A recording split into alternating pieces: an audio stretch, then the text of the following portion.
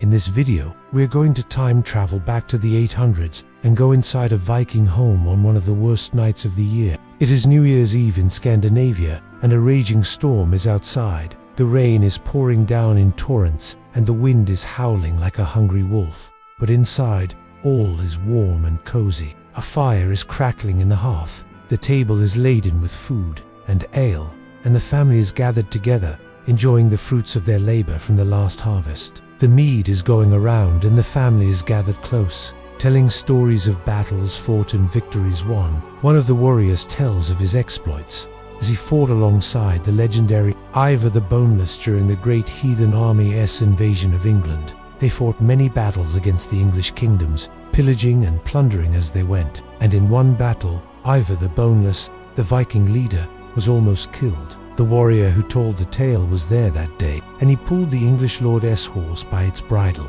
Just as it was about to deal the death blow to Ivar, the lord looked up in surprise, and that was all the time Ivar needed to recover and fight back. He took the lord's head clean off his shoulders, and that ended the threat of the English kingdom against the Vikings. The other warriors sat in awe, listening to the tale as the fire crackled and popped merrily in the corner. One of them had been there that day, too, and he had pulled the horse's bridle the opposite side. The two had communicated with each other by subtle nods and gestures, and when the battle was done, they had celebrated together. Suddenly, the door burst open, and a drenched young man staggered in. He was one of the sons of the chieftain, and he had been out hunting that day. He kicked off his waterlogged boots and sank into a nearby chair.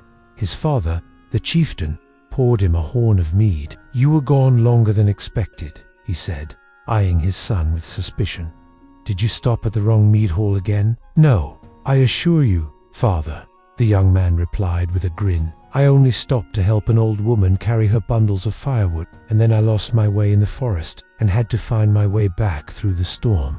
The chieftain grunted skeptically, but said no more about it. Instead, he turned back to his guests and raised his horn. "To our brave warriors," he said, and everyone echoed the sentiment. After the young man had finished his story, the eldest of the warriors stood up.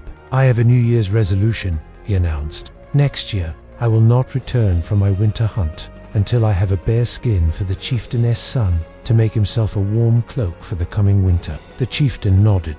"That is a worthy resolution," he said. "And when you bring back the bear skin, we will hold a great feast in your honor." All of the men in the room cheered, and even the women and children joined in.